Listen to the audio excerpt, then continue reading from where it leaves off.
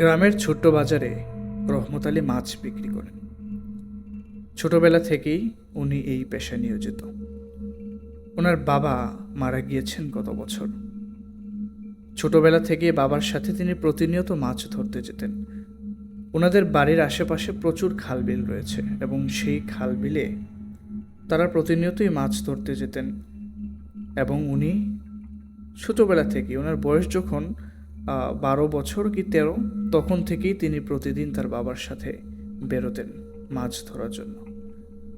Kutcher সাহায্যে বেশিরভাগ সময় তারা মাছ ধরতেন এবং মাঝে মাঝে দেখা যেত যে তার বাবা টাকা জমিয়ে একটা কনুই জাল কিনেছিলেন একটা শহরের বাজার থেকে। সেই কনুই জালের সাহায্যেও তিনি মাছ ধরতেন ওনার বাবার সাথে। সেই ছোটবেলার পেশাটা, বাবার দেয়া সেই পেশাটা তিনি ভুলতে পারেননি। এমনকি উনি তেমন একটা লেখাপড়া করেননি, যার কারণে সেই মাছ ধরার পেশাটাই তিনি বেছে নিয়েছিলেন। ওই বাজারে তিনি প্রতিনিয়তই মাছ বিক্রি করতেন এবং আশেপাশের খাল বিল নদী নালা থেকে মাছগুলো তিনি তুলে আনতেন। ওনার যে বড় বড় জাল ছিল, তিনি সেই জালগুলো কিনেছিলেন। সেই জালগুলোর সাহায্যে তিনি মাছ ধরতেন। ওনার পরিবারের সদস্য সংখ্যা 5 জন। ওনার ওয়াইফ, উনি নিজে এবং ওনার 2 জন মেয়ে এবং একটা ছেলে আছে। 3 সন্তান এবং ওরা 2 জন। রহমত আলীর পরিবারের এই 5 সদস্য তাদের গ্রামের বাড়িতেই থাকতো। বাপ দাদার দেয়া যে ভিটে মাটিটা ছিল, সেখানেই তাদের বাড়িটা ছিল। পাশটা ছিল টিনের, উপরেও টিনের বেড়া। পূর্বে তার বাবা যে ঘরে থাকতেন সেটা মাটির ঘর ছিল। তো পরবর্তীতে সেটা পরিবর্তন করে কিছু টাকা জমিয়ে তিনি টিনের ঘরে সে বাড়িটা রূপান্তরিত করেন। ওনার বাবা যখন বাড়িটা কিনেছিলেন তখন প্রচুর গাছগাছালি লাগিয়েছিলেন সেখানে। বাড়ির চারপাশেই প্রচুর বড় বড় গাছ, একবারে জঙ্গলের মতো অবস্থা হয়ে আছে তাদের বাড়িটা। তো একটা সময় দেখা যেত যে তাদের আশেপাশে যে বাড়িগুলো ছিল, তার বাবা যখন ওই বাড়িটা কিনেছিলেন তখন আশেপাশের সব জমিন একেবারে ফাঁকা ছিল। শুধুমাত্র ফসল চাষ করা হতো, ধান, মাঝে মাঝে সরিষা চাষ করা হতো সেখানে। তো এরপরে বছরের পর বছর চলে যাওয়ার পর আস্তে আস্তে মানুষজন সেখানে বসত ভিটা বানাতে শুরু করে।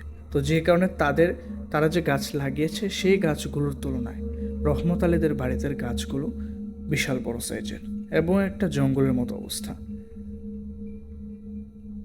রহমত আলীর বাবা ওই বাড়িটা তৈরি করার পরে প্রায় 25 বছর পরের কথা।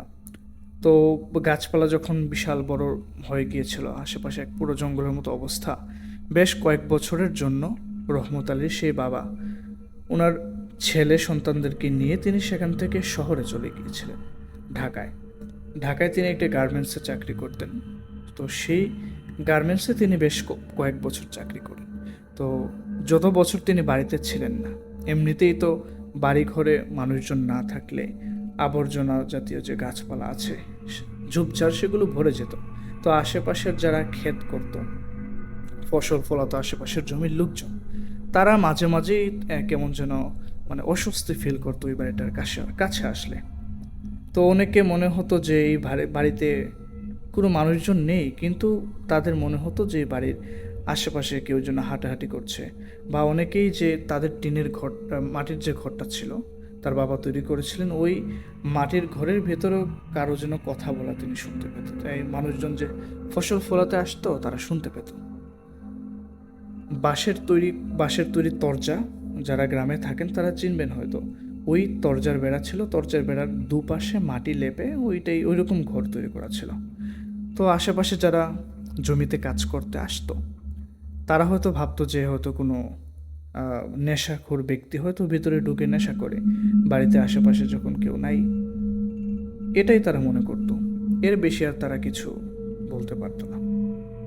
বেশ কয়েক বছর পর যখন রহমত আলীর বাবার চাকরিটা চলে যায় সেই গার্মেন্টসে, তখন তিনি ওনার স্ত্রী এবং বাচ্চাদেরকে নিয়ে তিনি সেখানে পুনরায় আসেন। তো আসার পর দেখেন যে বাড়ি ঘরের এই জরাজীর্ণ অবস্থা, একদমই ঝোপঝাড়ে ভরে গিয়েছে। তারপর তিনি আস্তে আস্তে মানুষজন নিয়ে সে বাড়িঘর তিনি পরিষ্কার করেন। রহমত আলীর বাবা পুনরায় যখন তাদের সেই বাড়িতে এসেছিলেন, তখন তার বাবা যেটা দেখেছিলেন, রহমত আলী তো তখন বয়স 9 কি 10 বছর, তখন তিনি বুঝতে পারছিলেন, মানে তিনি তখন তো মোটামুটি বুঝেন সব কিছু। তো ওনার বাবা প্রথম যখন ঘরের ভিতরে ঢুকেছিলেন উনি একটু মানে ভয় ফিল করছিলেন এবং ওনার কাছে মনে হচ্ছিল যে তিনি কিছু একটা দেখে খুবই ভয় পেয়ে গেছেন। রহমত আলী তিনি যেটা ফিল করেছিলেন যে তার মনে হলো যে বিশাল ডানাওয়ালা পাখি তাদের ঘরের ভেতর থেকে মুহূর্তের মধ্যেই যেন উড়াল দিয়ে পাখা ঝাপটে চলে গেল, এই শব্দটা তিনি শুনতে পেয়েছিলেন। তো এর বেশি ওনার আর কিছু মনে ছিল না। পরবর্তীতে ওই বাড়িঘর পুনরায় বসবাসের উপযোগী করে তারা সেখানে বসবাস করতে শুরু করেন।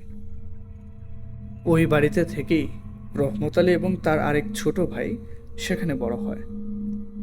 উপযুক্ত বয়স হওয়ার পর রহমত আলীর ছোট ভাইকে কোনো রকমে টাকা ঋণ করে তাকে বিদেশে পাঠিয়ে দেওয়া হয়। তিনি মিডল ইস্টের একটা দেশে থাকতেন।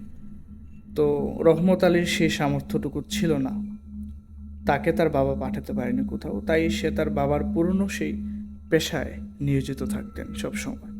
উপযুক্ত বয়স হওয়ার পর রহমত আলীর বিয়ে হয়, ওনার 2 সন্তান হয়, আস্তে আস্তে আরেকটা সন্তান হয়। কিন্তু গত কয়েক বছর আগে ওনার বাবা মারা যায়। ওনার বাবা মারা যাওয়ার প্রায় মাসখানেক পরের ঘটনা। ওনার মেয়ে অর্থাৎ রহমত আলীর মেয়ে তখন ক্লাস 9-এ পড়ে।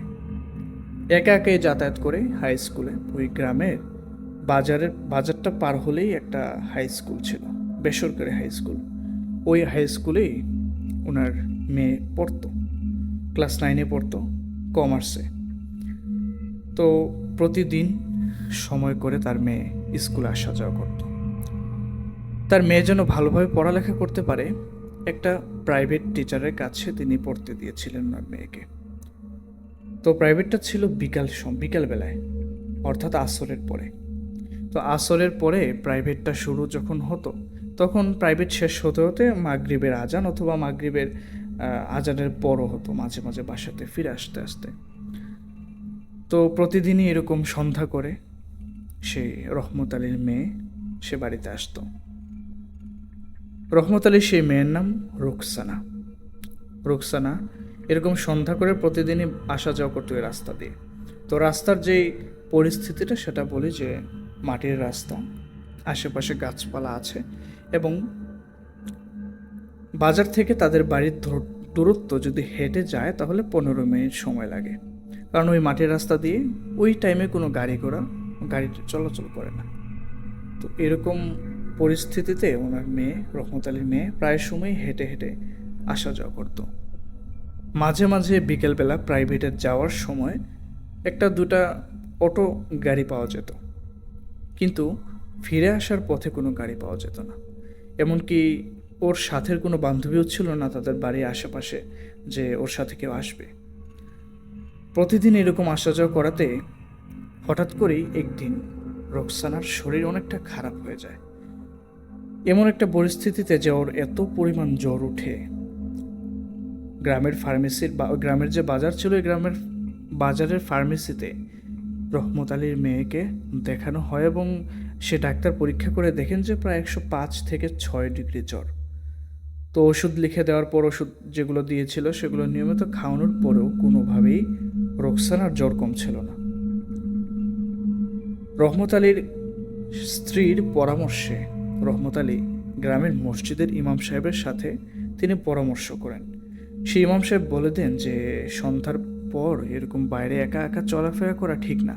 আর যে রাস্তা দিয়ে রুকসানা প্রতিদিন আসা যাওয়া করে সন্ধ্যার পর, ওই রাস্তাটা খুবই নির্জন এবং সন্ধ্যার আগ মুহূর্তের সময়টা কিন্তু ভালো না। ইমাম সাহেব যেটা বলে দেন, ওই টাইমেই সে প্রাইভেট শেষ করে বাড়িতে আসে। তো হয়তো খারাপ কোনো বদনজর পড়েছে আপনার মেয়ের উপর। আপনার মেয়েকে আমি ঝাড়িয়ে দেব, আশা করি আল্লাহর রহমতে ঠিক হয়ে যাবে। তো এই কথা বলার পর রহমত আলী বলেন যে তাহলে আপনি একদিন সময় করে আমার বাড়িতে চলে আসবেন। পরদিন সেই ইমাম সাহেব রহমত আলী বাড়িতে যান, গিয়ে দেখেন যে মেয়ের অবস্থা, রুকসানার অবস্থা খুবই খারাপ। মানে তার শারীরিক কন্ডিশন এতটাই খারাপ হয়ে গিয়েছিল যে তার চোখের নিচে দাগ পড়ে গিয়েছিল, একদম শুকিয়ে অবস্থা একেবারে খারাপ।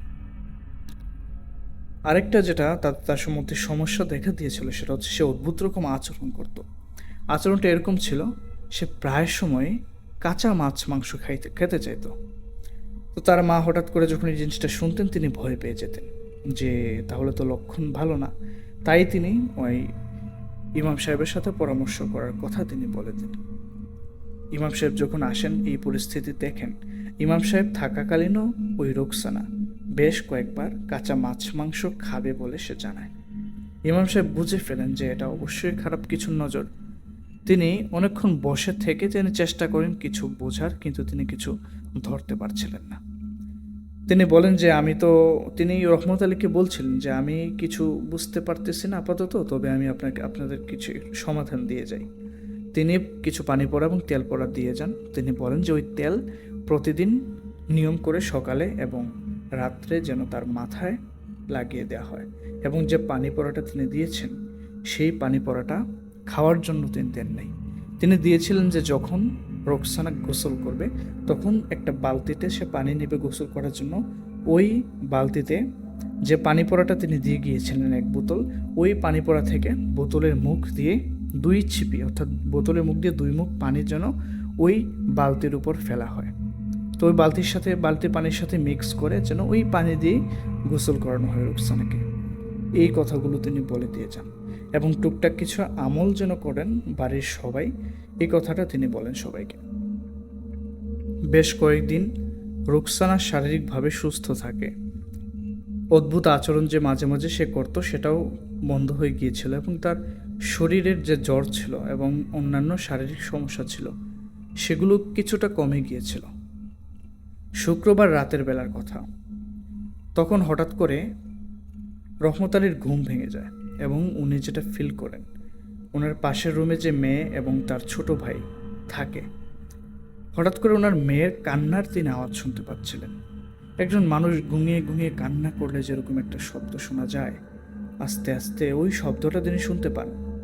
তিনি ওনার বিছানা থেকে নেমে ওই রুমে যান, গিয়ে দেখেন ওনার মেয়ে হাঁটু উপরের দিকে মানে হাঁটু গেড়ে বসে ওই হাঁটুর ভেতরে দিয়ে মুখ বুজে কান্না করতেছে।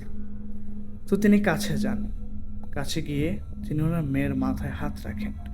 হাত রাখার পর তার মেয়ে রুকসানা হঠাৎ করে তার দিকে তাকানোর পর রহমত আলী যেটা দেখে, তার মেয়ের চোখ একদম লাল হয়ে গিয়েছে। একজন নেশাগ্রস্ত মানুষের চোখ যেরকম লাল থাকে বা রাগান্বিত মানুষ যেরকম তীক্ষ্ণ দৃষ্টিতে তাকায়, ওই রকম দৃষ্টি দিয়ে সে রুকসানা তার বাবার দিকে তাকায়। এবং তখন রহমত আলী যেটা ফিল করেন যে তার মেয়ের শরীর অনেক গরম, তার শরীর তাপমাত্রা জ্বর থাকলে যেরকম তাপমাত্রা থাকে এর থেকেও বেশি গরম, এবং তার চুলগুলো একদম এলোমেলো, মনে হচ্ছিল কেউ ওর সাথে অনেক ধস্তাধস্তি করেছে, এবং জামা কাপড়ও এলোমেলো হয়ে আছে এবং বেশ কয়েক জায়গায় ছিঁড়ে গিয়েছে। এই জিনিসটা তিনি ফিল করছিলেন তখন।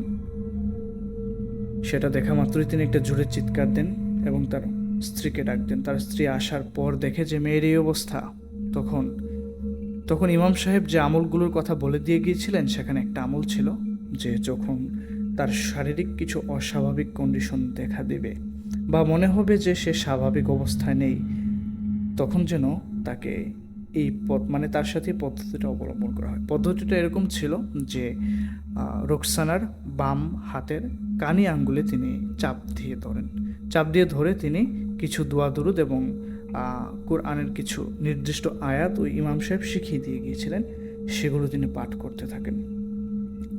রহমত আলী যখন তার মেয়ের সেই বাম হাতের কানি আঙ্গুলে ধরে তিনি এগুলো পাঠ করছিলেন, তখন তার মেয়ে ভীষণ জোরে জোরে চিৎকার করছিল এবং বলছিল যে আমাকে ছেড়ে দে, আমাকে ছেড়ে দে, আমাকে মুক্ত করে দে, আমাকে আর কষ্ট দিস না, এরকম নাকি বারবার বলতেছিল তার মেয়ে।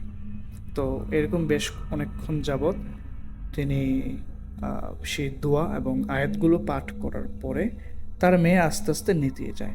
অর্থাৎ যে শারীরিক কন্ডিশন যেহেতু তার শক্তিশালী ছিল বা রাগান্বিত টাইপের ছিল, সেটা আস্তে আস্তে কমে যায় এবং একটু পর সে শুয়ে পড়ে, শুয়ে সে একটা ঘুমিয়ে যায়, মানে একটা ঘুম দেয়, লম্বা ঘুম। যখন রহমত আলী দেখে যে তার মেয়ে ঘুমিয়ে গিয়েছে, তখন তিনি চলে আসেন যে যাক, এখন আপাতত একটু ঠান্ডা হয়েছে, এবার ঘুমানো যাবে। সকাল হয়ে যাওয়ার পরও রহমত আলীর মেয়ে রোকসানার ঘুম ভাঙে না, ডাকাডাকি করে, কিন্তু কোনোভাবেই সে ঘুম থেকে ওঠে না। সে ঘুমাচ্ছে, নাক ডেকে ডেকে ঘুমাচ্ছে এবং খুবই জোরে জোরে সে নাক ডাকছে।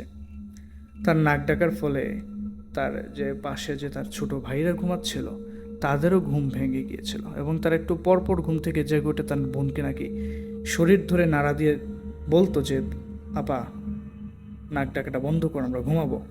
তো এরকম নাকি বারবার বলেছিল, কিন্তু তারা কোনো সাড়া শব্দ পায়নি।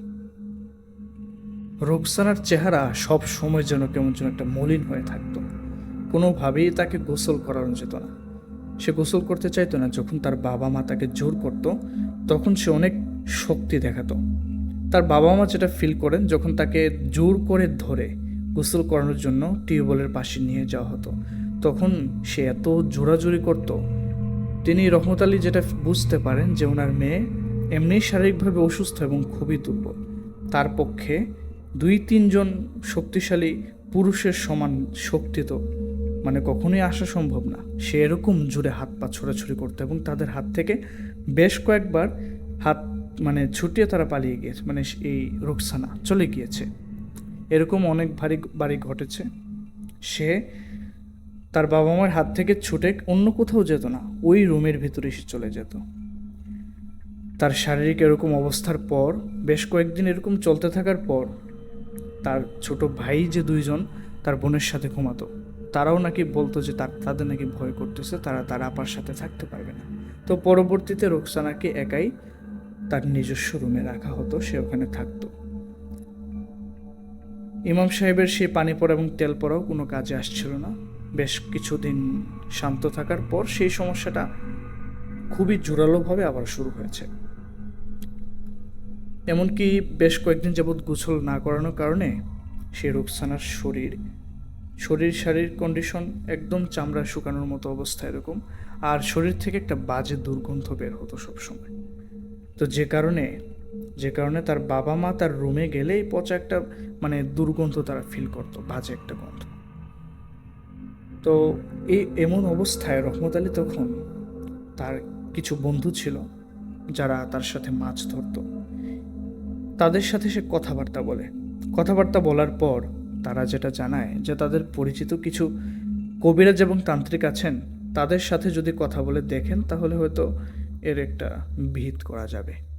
রহমত আলী সবার কাছে গিয়েছেন, তার বন্ধুর মানে ওনার বন্ধুরা যে যে কবিরাজ এবং তান্ত্রিকের ঠিকানা দিয়েছেন, প্রত্যেকের বাড়িতেই তিনি গিয়েছেন, কথাবার্তা বলেছেন। এর মধ্যে বেশ কয়েকজন এসেছিল, রোকসানাকে দেখেছিল। রোকসানার বিভিন্নভাবে পরীক্ষা নিরীক্ষা করে যেটা জানায় যে ওনাদের পক্ষে এই কাজটা করা সম্ভব না। আবার যারা কাজ করেছে তারা বেশ কয়েকদিন কাজ করার নাটক করে বেশ কিছু টাকা তারা হাতিয়ে নিয়ে যায় রহমত আলীর কাছ থেকে। মাসখানেক এরকম চলছিল। অর্থাৎ যেটা দেখা যেত যে রোকসানা রাতের বেলা সবচেয়ে বেশি পাগলামি করত। দিনের বেলা কিছুটা স্বাভাবিক থাকতো, কিন্তু বেশি সময় সে স্বাভাবিক থাকতো না। যেমন 1 ঘন্টা যদি সে স্বাভাবিক থাকে, 2 ঘন্টা সে অস্বাভাবিক আচরণ করত, পাগলের মতো প্রলাপ করত, নাচানাচি করত। সে উঠানে চলে আসতো অর্ধউলঙ্গ অবস্থায়, যেমন দেখে মাত্র একটা জামা পরে, কোনো সালোয়ার ছাড়া, ওড়না ছাড়া সে উঠানে চলে আসতো।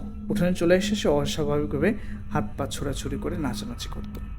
এরকমটা প্রায় সময় রহমত এবং রহমতের স্ত্রী সেটা দেখতেন। এমতো অবস্থায় মাঝে মাঝে ওই যে রোকসানা। মাঝে মাঝে সে ওই যে কাঁচা মাছ মাংস খাওয়ার জন্য বলতো। তো রহমত আলী মাঝে মাঝে যখন দেখা যেত যে তিনি মাছ ধরে এনে রান্না করে রেখেছেন, তার স্ত্রী হয়তো মাছ কাটতে যাবে, এর আগে গিয়ে দেখে যে মাছগুলো নাই, বা মাছগুলোর একটু অবশিষ্টাংশ সেখানে পড়ে আছে। পরবর্তীতে খোঁজ খবর নিয়ে যেটা দেখা যায় যে রোকসানা এগুলো খেয়ে ফেলেছে।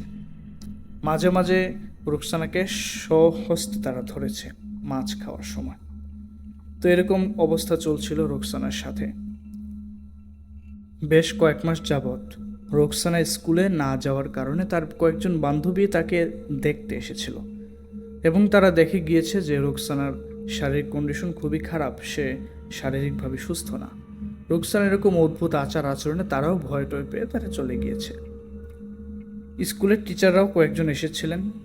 সেই টিচারদের মধ্য থেকে তাদের যে প্রধান শিক্ষক ছিলেন তিনি একটু হুজুর টাইপের ছিলেন। তিনি পূর্বে একটা মাদ্রাসায় ছিলেন, সেই মাদ্রাসায় তিনি চাকরি করতেন। পরবর্তীতে এই প্রাইভেট হাই স্কুলে ওনাকে নিয়ে আসা হয় প্রিন্সিপাল হিসেবে। তো সেই প্রিন্সিপালের সাথে যখন রহমত আলীর কথা হয় তখন প্রিন্সিপাল বলেন যে দেখেন, মানুষের দুই ধরনের সমস্যা হতে পারে, যেটা সাধারণ চিকিৎসা বা ডাক্তারি চিকিৎসায় সমাধান করা যায়। আবার দেখা যায় যে অন্য কোনো সমস্যা হতে পারে যেটা হুজুর, তান্ত্রিক বা কবিরাজের মাধ্যমে সমাধান করা যায়। তো তিনি যেটা বলেন যে বহুত ডাক্তার তো দেখিয়েছেন, এবার আপনি একজন ভালো ভালো আলেমকে দেখান। তিনি একটা আলেমের ঠিকানা দেন। তো সেই ঠিকানায় সেই প্রিন্সিপাল নিজেই রহমত আলী এবং রহমত আলীর মেয়েকে নিয়ে তিনি সে আলেমের দরবারে যান। সে আলেম ওনার পরিচিত, উনি একসাথেই তারা এক মাদ্রাসায় লেখাপড়া করেছিলেন। সে আলেম এরকম রুগী তিনি দেখেন।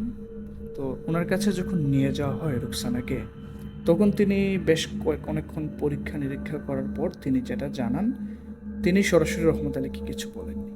তিনি প্রিন্সিপালকে, অর্থাৎ রোকসানার স্কুলের প্রিন্সিপাল তো সাথে গিয়েছিলেন, সেই প্রিন্সিপালকে তিনি বলেন যে দেখেন, রোকসানার শারীরিক কন্ডিশন এরকম যে মনে হচ্ছে যে তার উপর খারাপ বেশ কয়েকটা জিন ভর করে আছে, তিনি যেটা বুঝতে পারছেন, এবং সেই জিনগুলো খুবই খারাপ।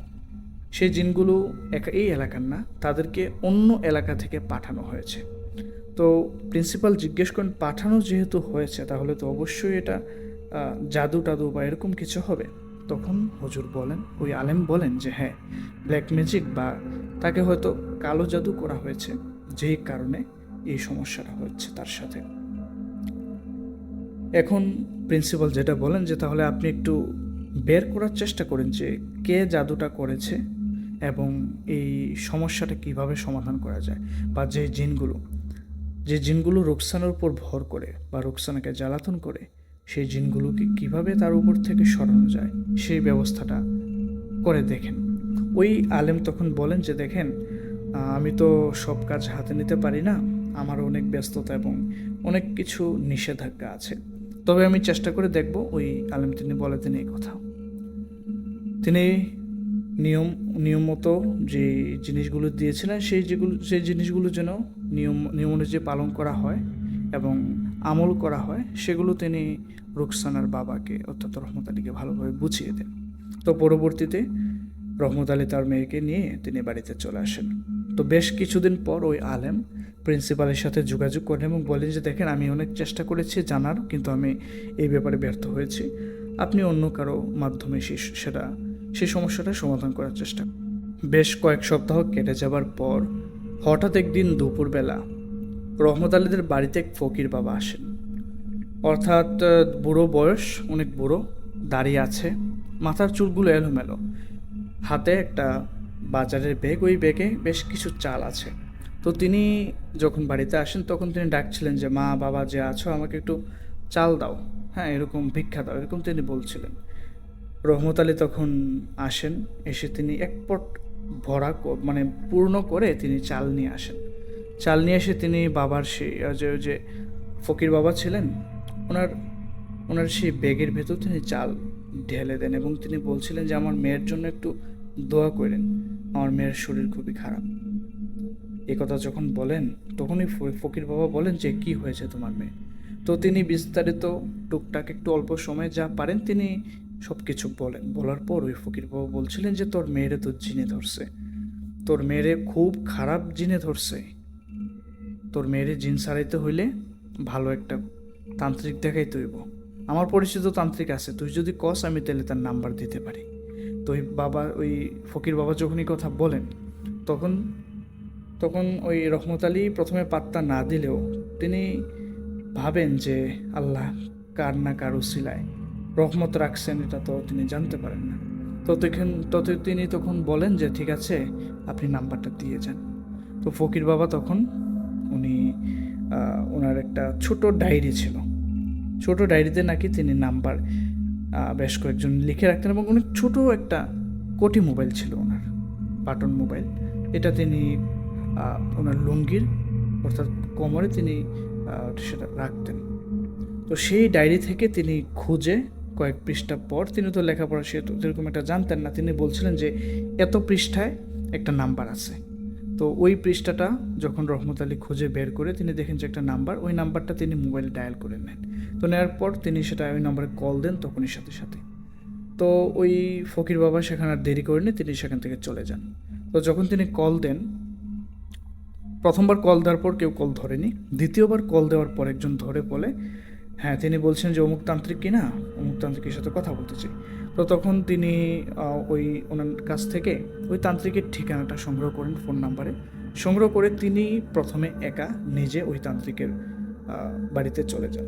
তান্ত্রিকের বাড়িতে যাওয়ার পর তান্ত্রিকের সাথে দেখা করে তিনি ওনার মেয়ের সম্পর্কে সব কিছু খুলে বলেন, এবং এই কয়েক মাস যাবৎ যে ওনার মেয়ে কীরকম অসুস্থ এবং কী কী আচরণ করছেন, এবং একজন আলেমকে দেখানোর পর সে আলেম ওনার মেয়ে রুকসানার ব্যাপারে কি কি বলেছেন এইসব বিষয়ে তিনি বলেন। তান্ত্রিক তখন বলেন যে আপনার মেয়েকে না দেখে তো আমি কিছু বলতে পারছি না। ওই তান্ত্রিক তখন একটা ঠিকানা দেন যে আমার একটা নিজস্ব চেম্বার আছে, সেই চেম্বারকে সবাই তন্ত্রশালা নামে চিনে। সেই তন্ত্রশালার ঠিকানাটা তিনি দিয়ে দেন রহমত আলীকে। রহমত আলী সেই ঠিকানা অনুযায়ীর জন্য চলে আসে। একটা বার তিনি ঠিক করে দেন, এই অর্থাৎ শনিবার নাকি রবিবার যেন তিনি ঠিক করে দিয়েছিলেন, রহমত আলী ঠিক মনে পড়ছিল না। তো ওই বারে যেন তিনি ওনার মেয়েকে নিয়ে সেই তন্ত্রশালায় চলে আসেন, সে তান্ত্রিক বলে দেন। পরবর্তীতে সেই ঠিকানাটা বুঝে নিয়ে রহমত আলী তিনি বাড়িতে চলে আসেন। সেই তারিখ অনুযায়ী রহমত আলী ওনার স্ত্রীকে সাথে নিয়ে, কারণ তো সে রুকসানা পাগলামি করছে, তাকে তো দুইজন সবসময় ধরে রাখতেই হয়, তো দুইজন ধরাধরি করে একটা অটো রিজার্ভ করে তারা চলে যায় সরাসরি ওই ঠিকানায়, অর্থাৎ ওই তান্ত্রিকের তন্ত্রশালায় যাওয়ার পর তিনি দেখেন যে তান্ত্রিক একাই সেখানে আছেন। তান্ত্রিকের সামনে নিয়ে রুকসানাকে বসানো হয়। রুকসানাকে দেখা মাত্রই তান্ত্রিক একটু চমকে ওঠেন এবং তিনি বলেন যে আপনার মেয়ের শারীরিক কন্ডিশন তো খুবই খারাপ, এতদিন যাবৎ আপনার মেয়ে এইভাবে অসুস্থতায় ভুগছে, আপনার মেয়েকে আরও আগে আমার কাছে আনা উচিত ছিল। এখন একটু দেরি হয়ে গিয়েছে, তবে আমি চেষ্টা করব আপনার মেয়েকে সুস্থ করার জন্য।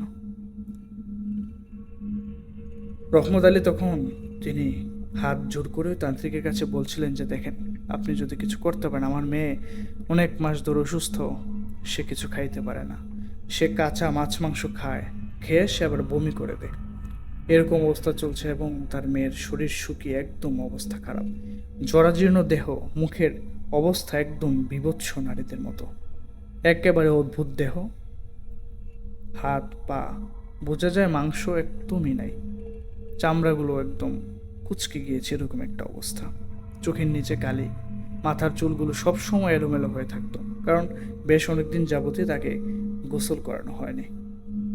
সন্ধ্যার পর তান্ত্রিক একটা যজ্ঞ শুরু করেন। তন্ত্রশালার সামনে তিনি একটা মশালের সাহায্যে, ছোট একটা গর্ত ছিল, ওই গর্তের ভেতরে তিনি কাঠ কয়লা রাখেন এবং সেখানে আগুন তিনি ধরিয়ে দেন। ওই আগুনের চারপাশে তিনি গোল একটা বৃত্ত অঙ্কন করেন। বৃত্ত তিনি মাটিতে খাঁজ কেটে অঙ্কন করেছিলেন। ওই বৃত্তের উপর তিনি সাদা রঙের পাউডার, যেটা দেখে মনে হচ্ছিল আটা বা ময়দা হবে এরকম কিছু একটা, ওই সাদা রঙের পাউডার তিনি ছিটিয়ে দেন। ছিটিয়ে দিয়ে তিনি পূর্বেই ওই পাউডার সেখানে ছিটানোর পূর্বেই তিনি রুকসানাকে ওই আগুনের যে আগুনের যে ইয়াটা ছিল, যজ্ঞের আগুন জ্বলছিল, ওটার পাশেই রুকসানাকে তিনি বসিয়েছিলেন। রুকসানার মা বাবাকে সে তান্ত্রিক বললেন যে আপনারা দূরে বসে থাকেন এবং দেখেন কি হয়। তান্ত্রিক তখন ওই সার্কেলের বাইরে তিনি বসে পড়েন, বসে তিনি মন্ত্র জপ করা শুরু করেন। তো রুকসানাকে যখন ওই আগুনের পাশে বসানো হয়েছিল, সে তখন উশৃঙ্খলভাবে মানে গালাগালি করছিল, খুবই খারাপ ভাষায় তান্ত্রিককে গালাগালি করছিল। তো একটা পর্যায়ে যখন ওই তান্ত্রিক কিছু মন্ত্র পাঠ করে বেশ কয়েকবার ফু দেন রুকসানার শরীরে, তখন কিছুটা শান্ত হয়ে সে বসে থাকে। তান্ত্রিক তখন তার যজ্ঞ শুরু করে। তার কিছু চেলারা ছিল, তারা কাছে এসে বসে এবং তান্ত্রিক যা যা চাচ্ছিল সব কিছু তান্ত্রিককে এগিয়ে দিচ্ছিল। তান্ত্রিক সর্বপ্রথম যেটা চায়, তিনি একটু কর্পূর চেয়েছিলেন। কর্পূর, সেই কর্পূর তিনি হাতে নিয়ে তিনি ছিটিয়ে দিতে থাকেন ওই অগ্নিকুণ্ডলীর চারপাশে। এরপর তিনি একটা কাঠি বের করেন। কাঠিটা একটু অদ্ভুত রকমের ছিল, একদম বাঁকানো, ব্যান্ড করা ধনুকের মতো। সেই কাঠিটা তিনি বের করে বারবার সেই কাঠিটা তিনি মাটিতে আঘাত করছিলেন। তো একটা পর্যায়ে তিনি যখন মন্ত্র জপ করতে করতে ওই কাঠিটা মাটিতে আঘাত করছিলেন, তখন হঠাৎ করে তিনি রুকসানাকে ডাক দেন, এই রুকসানা। এরকমভাবে যখন তিনি ডাক দেন, তখন রুকসানা জবাব দেয়। জবাব দেওয়ার পর তিনি রুকসানাকে প্রশ্ন করছিলেন যে তোরা কয়জন আছিস, রুকসানাকে ভর করেছিস তোরা কয়জন। তখন রুকসানার কণ্ঠটা এরকম মনে হচ্ছিল যে দ্বৈত কণ্ঠে মানুষ যেরকম কথা বললে শোনা যায়, দুইটা মেয়ে মানুষ যদি কথা বলে একসাথে, চিকন কণ্ঠে, একদম চিকন কণ্ঠে কথা বলে যেরকম শোনা যায়, এরকম শোনা যাচ্ছিল। তো রহমত আলীর মেয়ে কিন্তু একদম চিকন কণ্ঠে কথা বলতো না, স্বাভাবিকভাবে কথা বলতো। তো এই কণ্ঠটা যখন শুনতে পায়, তখন রহমত আলী একটু ভয় পেয়ে যায় এবং সে বুঝতে পারে যে ওর মেয়ের ভিতরে যে জিনটা আছে বা ওর মেয়ের উপর যে জিনটা ভর করেছে, সে হয়তো কথা বলছে। তান্ত্রিক তখন প্রশ্ন করতে থাকেন, তোরা কয়জন, তোদের নাম কি, তোদের ঠিকানা কোথায়, এরকম প্রশ্ন তিনি করছিলেন। এবং কিছু কিছু প্রশ্নের সে উত্তর দিচ্ছিল এবং কিছু কিছু প্রশ্নের উত্তর সে দিচ্ছিল না। সে বলছিল আমি এগুলোর উত্তর দিতে পারবো না। কিছুক্ষণ পরপরই সে হুমকি দিচ্ছিল, অর্থাৎ রোকসানার উপর ভর করা সেই জিনটা হুমকি দিচ্ছিল। একটা পর্যায়ে জানা যায় তান্ত্রিক যেটা জানতে পারে যে রোকসানার উপর নয়টা জিন ভর করেছে। 9টা জিনের 9টাই পুরুষ জিন এবং খুবই খারাপ। তারা পালাক্রমে একের পর একজন ধারাবাহিকভাবে তারা ভর করে রুকসানার উপর। রুকসানাকে তারা ইচ্ছা মতো ব্যবহার করে। রুকসানার শারীরিক চাহিদা তারা সেটা পূর্ণ করতে চায়। তারা একটা সার্কেল তৈরি করেছিল রুকসানার চারপাশে। 9 জনের 9 জনই থাকতো আশেপাশে, একজন একজন করে রুকসানার উপর ভর করত। সব কিছু শোনার পর তান্ত্রিক বলেন যে তান্ত্রিক তখন প্রশ্ন করেন যে তোদেরকে কে পাঠিয়েছে। প্রথমে তারা বলতে চায় না, তারা বলে যে না, এরকম আমি বলতে পারবো না কে পাঠিয়েছে, এরকম তারা বারবার বলছিল। তো একটা পর্যায়ে তান্ত্রিক জোরাজুরি করার পর এবং বিভিন্ন মন্ত্র দিয়ে আঘাত করার পর তাদের মধ্যে থেকে একজন বলতে থাকে যে এমুক আমাকে পাঠিয়েছে, সে আমাকে এরকম ভুক দিয়েছে এবং সে আমাকে বলে দিয়েছে যে যতক্ষণ পর্যন্ত সে তিলে তিলে শেষ না হয়ে যাচ্ছে, তাকে যেন আমরা ছেড়ে চলে না যাই, এরকমটা বলছিল। সব কিছু শোনার পর সে তান্ত্রিক বলেন যে কি করলে তোরা তাকে ছেড়ে চলে যাবি বল। তারা বারবার বলছিল যে আমরা আমাদের কার্য সিদ্ধি করার আগ পর্যন্ত এখান থেকে চলে যেতে পারবো না, তাকে আমরা ছাড়বো না, এরকম কথা তারা বারবার বলছিল। তান্ত্রিক তখন বলেন যে তোদেরকে আমি চাইলে এখনই বন্দি করতে পারি। তারা তখন বলছিল, অর্থাৎ ওই রুকসানার উপর যে জিনটা ভর করেছিল সে তখন বলছিল যে না, তুই আমাকে এবং আমাদের সহযোগী কাউকেই তুই বন্দি করতে পারবি না, তোর সেই ক্ষমতা নাই। তান্ত্রিক তখন সেখান থেকে উঠে দাঁড়িয়ে তিনি সরাসরি ওনার তন্ত্রশালার ভিতরে চলে যান। ভিতরে গিয়ে তিনি একটা বই বের করে আনেন। সেই বইটা যখন তিনি খুলেন, বইটা খোলার সাথে সাথে রুকসানা যে দ্বৈত কণ্ঠে তিনি কথা বলছিল, একটা পর্যায়ে রুকসানা সেখানে নেতিয়ে পড়ে এবং মনে হচ্ছিল যে রুকসানা অজ্ঞান হয়ে গিয়েছে। তান্ত্রিক তখন সাথে সাথে ওই সার্কেলের ভেতরে প্রবেশ করে তিনি রুকসানাকে তুলে ধরেন এবং বলেন ওনার মা বাবাকে কাছে আসতে।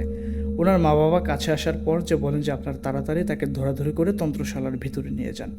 তো রহমত আলী এবং তার স্ত্রী তান্ত্রিকের কথা মতো তার মেয়েকে ধরাধরি করে তাকে তন্ত্রশালার ভিতরে নিয়ে যায়।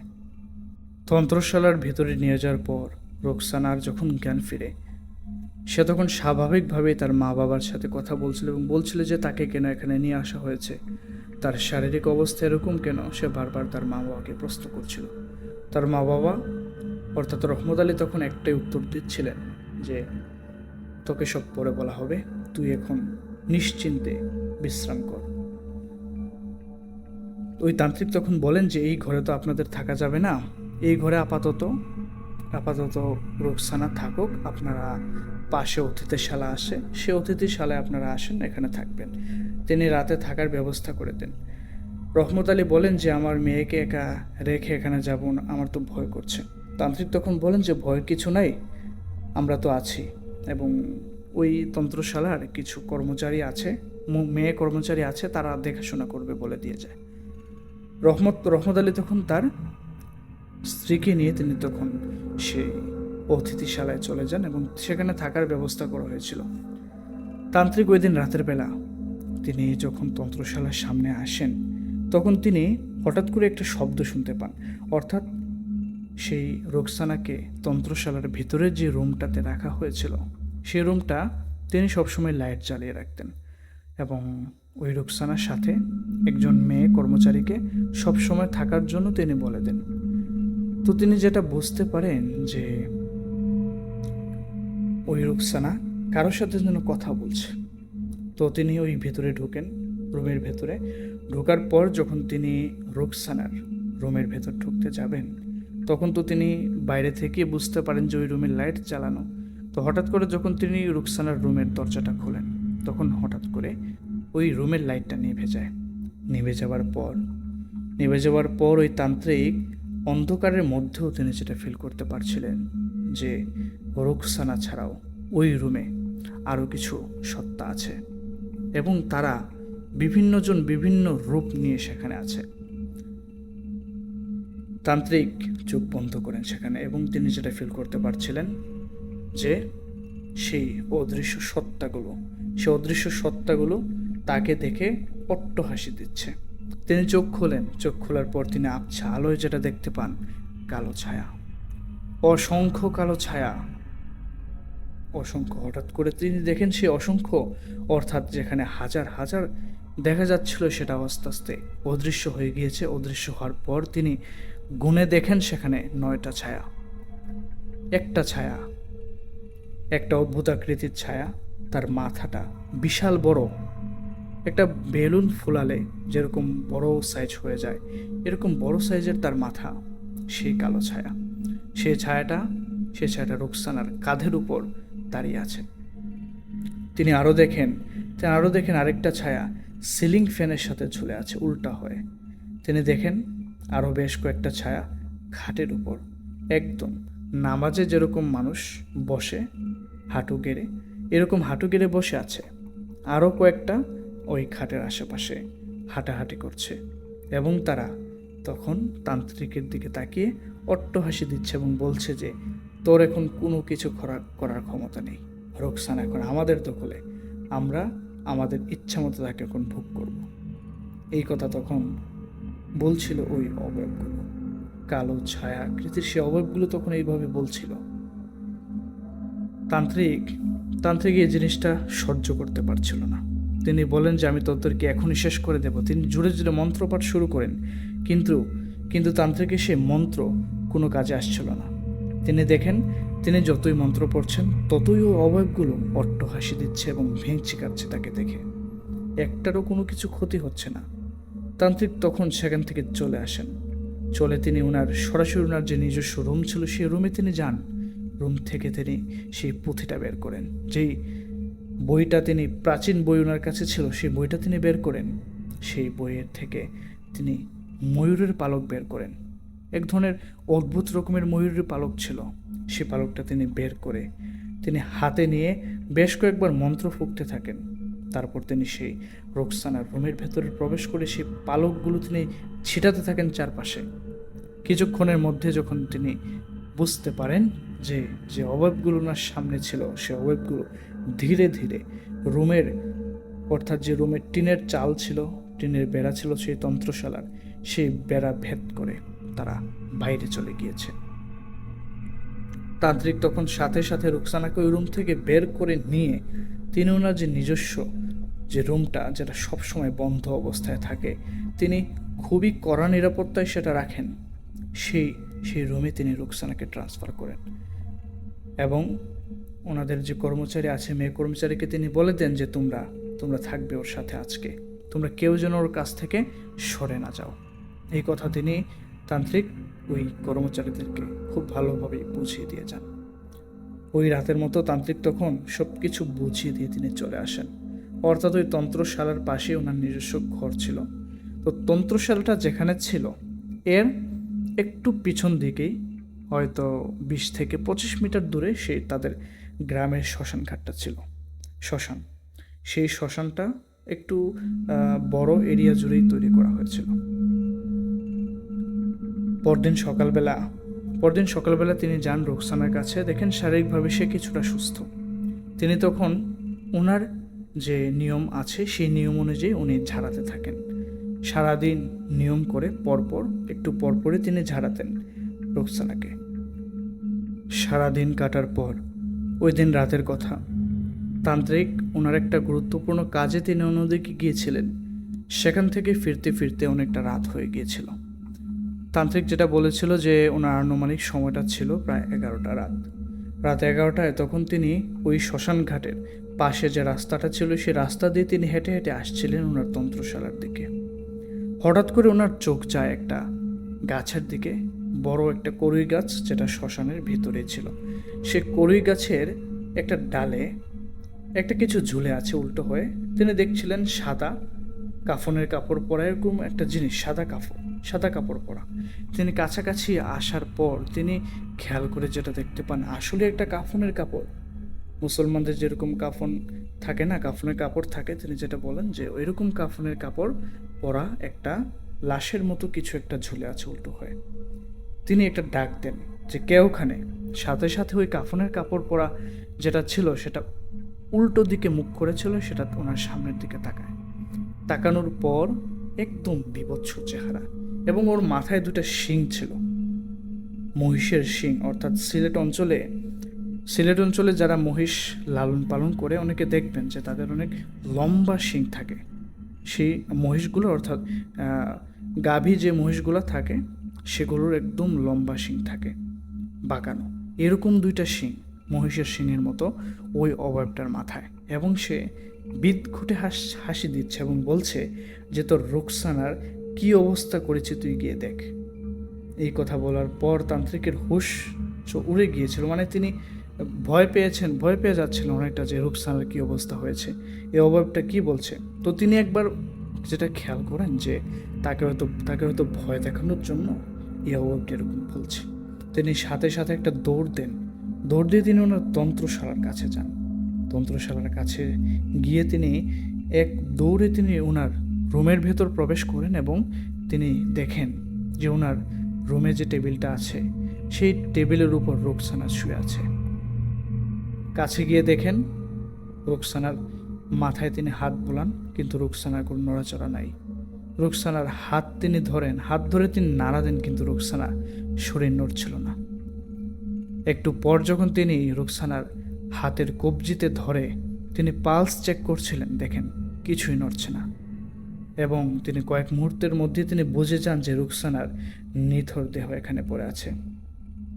তিনি একটু ভালো করে কুপি বাতির সাহায্যে তিনি একটু ভালো করে রুকসানার গলার দিকে তাকান। গলার দিকে তাকাতে দেখেন যে রুকসানার গলায় দড়ির দাগ, মোমে জড়ানো, মোম লাগানো যে ফাঁসির দড়ি থাকে, ওই দড়ির ছাপ একটা রুকসানার গলার মধ্যে একদম লাল টকটক করছে। রুকসানা কিন্তু সুন্দর ছিল, ফর্সা ছিল, যে কারণে তার গলায় যে রশির দাগটা পড়েছে সেই দাগটা একদম লাল রক্তবর্ণ হয়ে গিয়েছে। তিনি যেটা দেখেন যে ওনার সিলিংয়ের মধ্যে যে ফাঁসি দেওয়ার দড়িটা, সে দড়ির অর্ধেকটা অংশ সেখানে ঝুলে আছে এবং বাকি অর্ধেকটা তার গলা থেকে ছেড়ে সেটা নিচে পড়ে গিয়েছে। এই জিনিসটা তিনি দেখেন।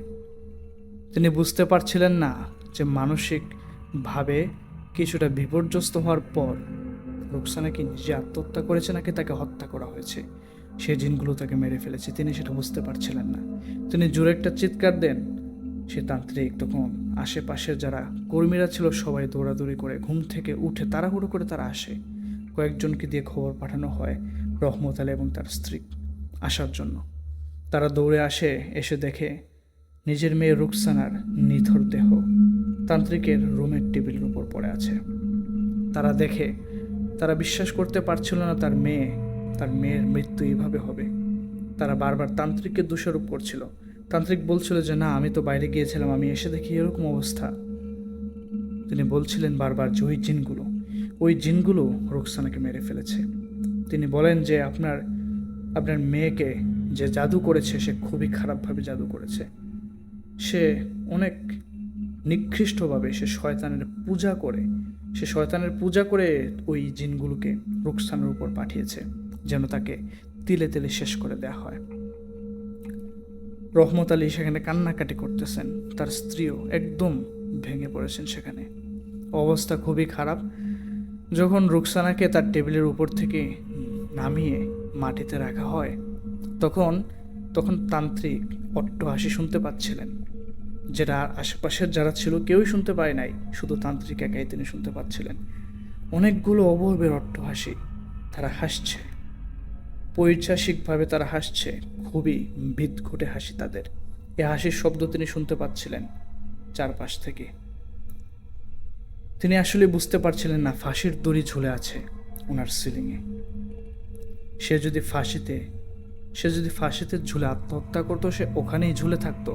তার দেহ কিভাবে টেবিলের উপর একদম সুন্দরভাবে শোয়ানো, তিনি সেটা বুঝতে পারছেন না। আসলে কি সে আত্মহত্যা করেছে নাকি তাকে হত্যা করা হয়েছে। তান্ত্রিক তখন ওখানে ভেঙে পড়েছে। তান্ত্রিক সে নিজেই ভয় পাচ্ছিল, কারণ তার এই তন্ত্রশালায় এরকম একটা ঘটনা এই প্রথমবার ঘটেছে। রহমত আলী তখন কি করবে সে বুঝতে পারছে না।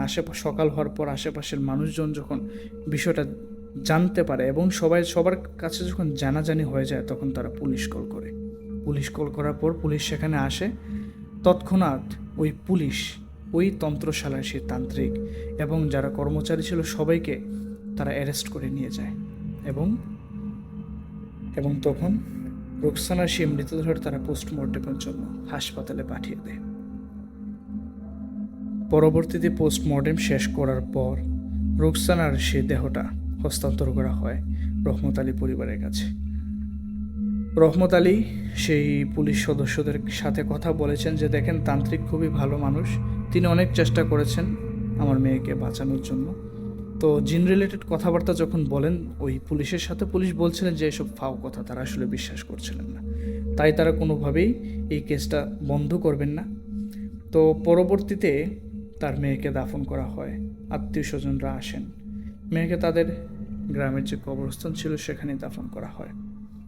পরবর্তীতে ওই তন্ত্রশালাটা পুলিশ একদম সিলগালা করে দেয়, বন্ধ করে দেয় এবং এই তন্ত্রশালায় যেন কোনো রকম কাজ না হয় পুলিশরা তখন সেটা একদম স্পষ্টভাবে বলে দিয়ে যায়। তো পরবর্তীতে তান্ত্রিক নাকি বেশ কয়েক বছর জেলে ছিল। জেল থেকে ছুটে আসার পর সেই তান্ত্রিক রহমত আলীর সাথে পরবর্তীতে দেখা করেন এবং বলেন যে ওনার ভাগ্যটা ছিল তাই এরকমটা হয়েছে। এবং ওই তান্ত্রিক তখন বলেন যে আপনারা কি জানতে পেরেছেন যে আপনাদের মেয়ের উপর কারা জাদুটনা করেছিল? তারা বলে যে না, আমরা আর সেই বিষয়ে কোনো হুজুর বা কোনো কবিরাজের কাছে যাই নাই এবং জানতেও পারিনি। তান্ত্রিক বলেন যে ঠিক আছে, এইসব বিষয় আর জানার দরকার নেই। ওই তান্ত্রিক তখন বলেন যে আমিও জানি না, আমিও অনেকভাবে চেষ্টা করেছি জানার, কিন্তু আমি আসলে বের করতে পারিনি কে বা কারা আপনার মেয়ে রুকসানার উপর জাদুটনা করেছিল।